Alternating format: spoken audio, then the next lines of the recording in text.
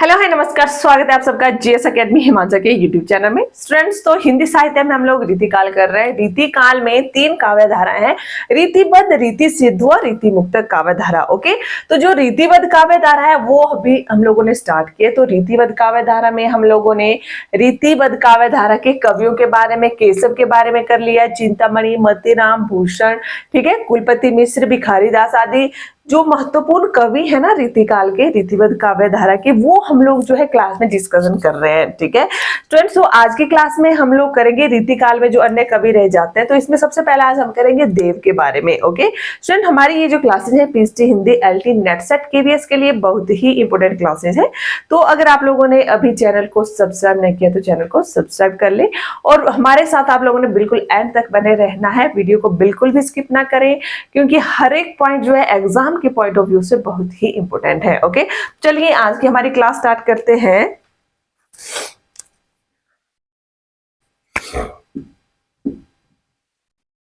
देव, तो देव का पूरा नाम क्या था? देवदत्त। बहुत बार एग्जाम में पूछा जाता है कि पूरा नाम क्या था देव का, तो क्या नाम था? देवदत्त इनका पूरा नाम था। ठीक है, 1673 से 1767 तक इनका जो है जीवन काल रहा है देवदत्त का।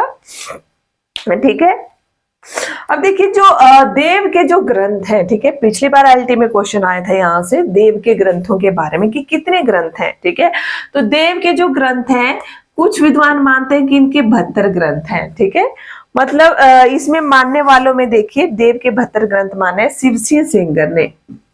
शिवसिंह सेंगर ने, इस तरह से क्वेश्चन आया था, शिवसिंह सेंगर ने देव के कितने ग्रंथ माने हैं? शिवसिंह सेंगर, शिवसिंह सेंगर, शिवसिंह सेंगर ने देव के 72 ग्रंथ माने हुए हैं। ओके, और डॉक्टर नगेंद्र ने 15 ग्रंथ माने। डॉक्टर नगेंद्र ने माना है कि अभी केवल 15 ही ग्रंथ क्या हैं? उपलब्ध हैं देव के। ओके ओके, अब देखिए जो देव है, हम लोग जो है जब रस के बारे में पढ़ेंगे भारतीय काव्य शास्त्र में, तो हम बस संचारी भावों के बारे में वर्णन आता है। संचारी भावों की संख्या क्या है? 33 है, परंतु देव ने संचारी भावों की संख्या 34 मानी हुई है। ठीक है, इस तरह से भी एग्जाम में क्वेश्चन आता है। तो संचारी भावों की संख्या कितनी मानी है?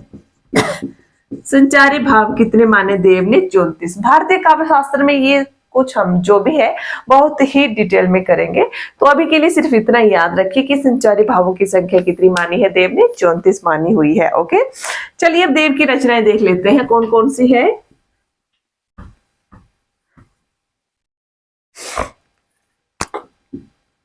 रचनाएं, देव की रचनाएं, ठीक है, सबसे पहले है भाव विलास। भाव विलास, ओके, भाव विलास के बारे में देखेंगे पहले। भाव विलास जो है रस व अलंकार, इसमें वर्णन है, रस प्लस अलंकार वर्णन। ठीक है, रस और अलंकार वर्णन है भाव विलास में।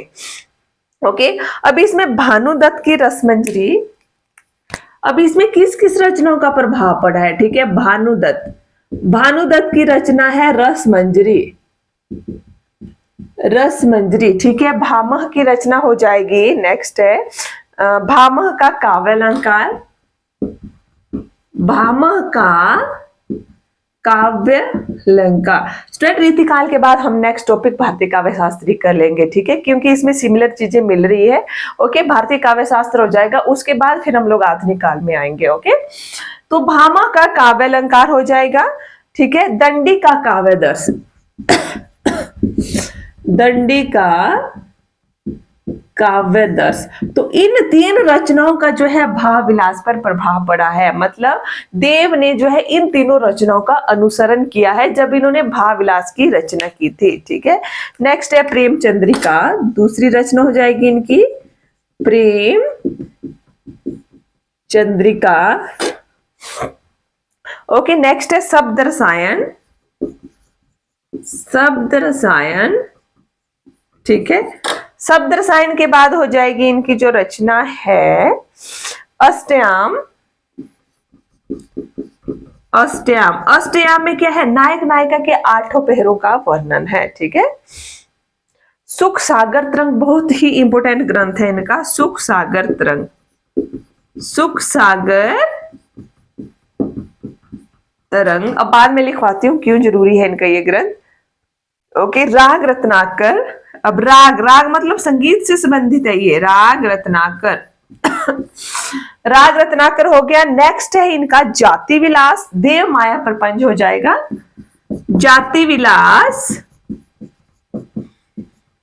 देव माया प्रपंच, देव माया प्रपंच हो जाएगा नेक्स्ट इनका। ओके, फिर है देव शतक, देव शतक। ओके, अब इसके बाद जो नेक्स्ट है बहुत ही इंपॉर्टेंट है, सुजान विनोद। बहुत बार एग्जाम में पूछा जाता है, सुजान विनोद किसकी रचना है, सुजान विनोद।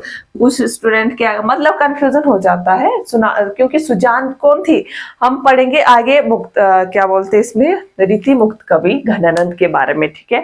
तो उनकी प्रेमिका का नाम सुजान था, तो बहुत बार हम लोग सुजान को ही टिक कर देते हैं। तो सुजान विनोद किसकी रचना है, देव की रचना है, ठीक है। इसको आप लोगों ने देव के साथ ही अटैच करके रखना है सुजान विनोद को, कि सुजान विनोद भाई देव की रचना है, घनानंद की नहीं है। ओके,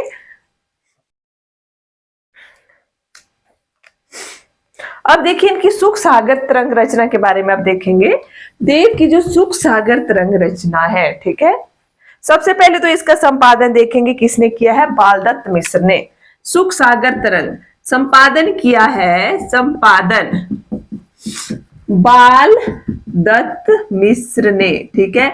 बाल दत्त मिश्र, अब देखिए कौन थे, जो हमने पढ़ा है जब हम हिंदी साहित्य का इतिहास के बारे में पढ़ रहे थे, ठीक है, तो उसमें हमने मिश्र बंधु के बारे में पढ़ा था, मिश्र बंधु, ठीक है। तो 3 भाई थे मिश्र बंधु, तो आप लोगों ने कमेंट बॉक्स में नाम डालना है कि 3 भाई कौन कौन से थे, उनके नाम क्या है, ठीक है। तो उनके पिता थे बाल दत्त मिश्र। ओके, तो बाल दत्त मिश्र ने जो है सुख सागर तरंग का संपादन किया। ओके,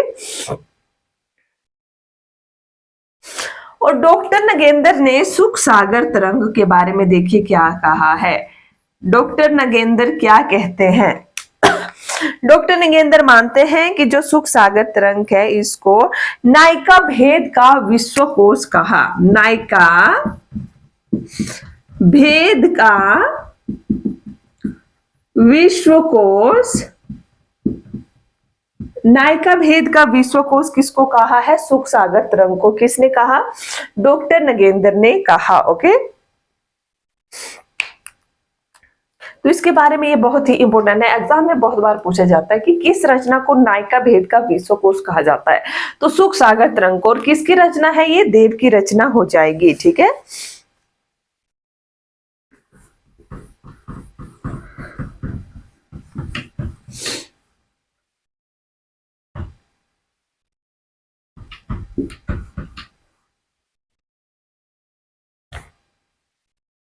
ओके, नेक्स्ट है तोष निधि, तोष निधि।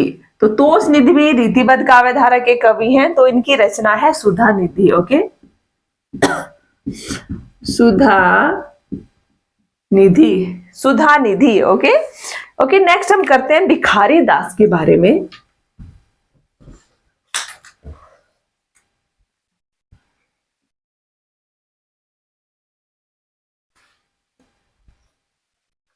भिखारी दास,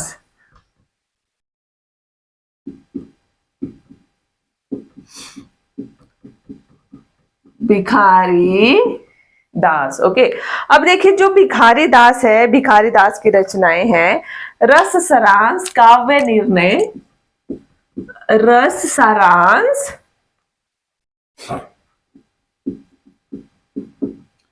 रस सारांश, काव्य निर्णय, रस सारांश है, काव्य निर्णय है, श्रृंगार निर्णय है, श्रृंगार निर्णय।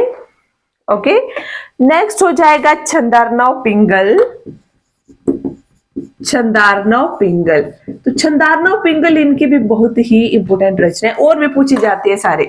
अब देखिए, अगर आप लोग पीएचडी की तैयारी कर रहे हैं, आप लोगों को इनमें डेट्स भी याद रखनी पड़ेगी कुछ रचनाओं की, और कुछ रचनाओं में देखिए इसमें मिलान वाले क्वेश्चन ज्यादा आते हैं। ठीक है, तो मिलान करना है, भिखारी दास को मिलाना है, देव की रचना दे देंगे, चिंतामणि की कोई रचना दे देंगे, इस तरह से मिलान वाले क्वेश्चन आते हैं पीएचडी वालों को, नेट वालों को। ठीक है, नेक्स्ट है शतरंज सत्तिका। शतरंज सत्तिका हो जाएगा। ओके, अब देखिए इनका जो छंदारनव पिंगल है, इसमें हिंदी में सर्वाधिक विस्तृत छंदों वाला ये ग्रंथ है। ठीक है, सर्वाधिक छंदों का वर्णन इसमें किया गया है। ठीक है, सर्वाधिक छंदों का वर्णन इसमें किया गया है, जो छंदारनव पिंगल रचना है।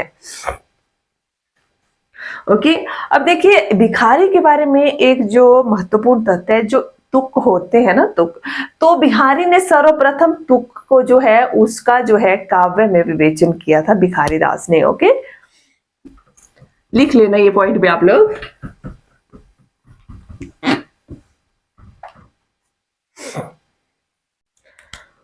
ओके, नेक्स्ट है रसलीन। रसलीन,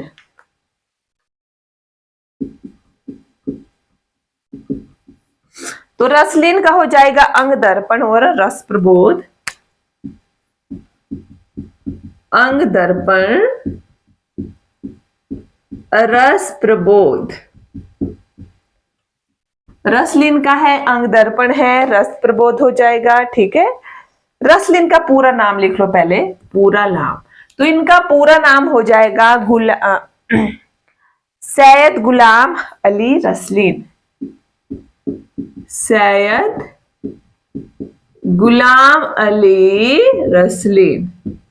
अब इनका पूरा नाम भी पूछ लिया जाता है एग्जाम में। ठीक है, रसलीन का। ओके, तो रसलीन जो है रसवादी आचार्य थे। रसवादी आचार्य, नाम से पता लग रहा है, रस, रस से रसलीन हो जाएगा और रसवादी आचार्य हो जाएगा। ठीक है,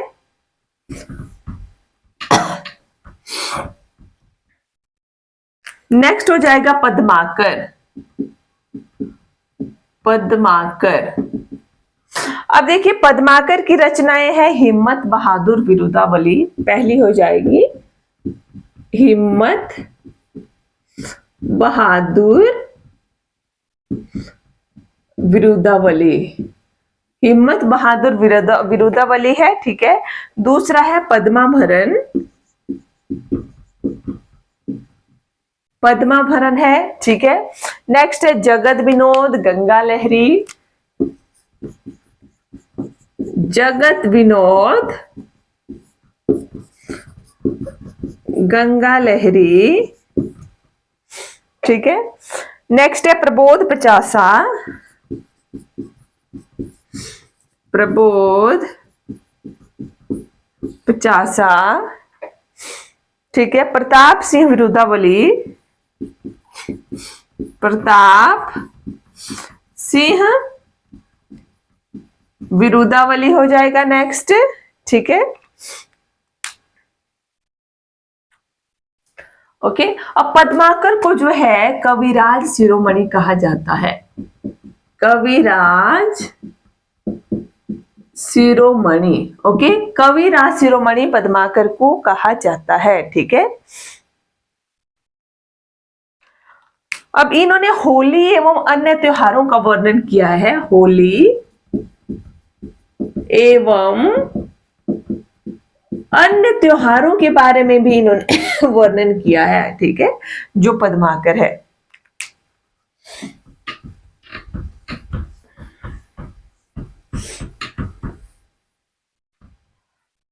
ओके सर, तो जो भी आप लोगों को करवाया जा रहा है, आप लोगों ने क्वेश्चन फॉर्म में भी इनको लिखना है, क्वेश्चन भी बनाने हैं। ठीक है, नोट्स भी अच्छे से तैयार कीजिए, क्वेश्चन भी अपने अच्छे से तैयार कीजिए।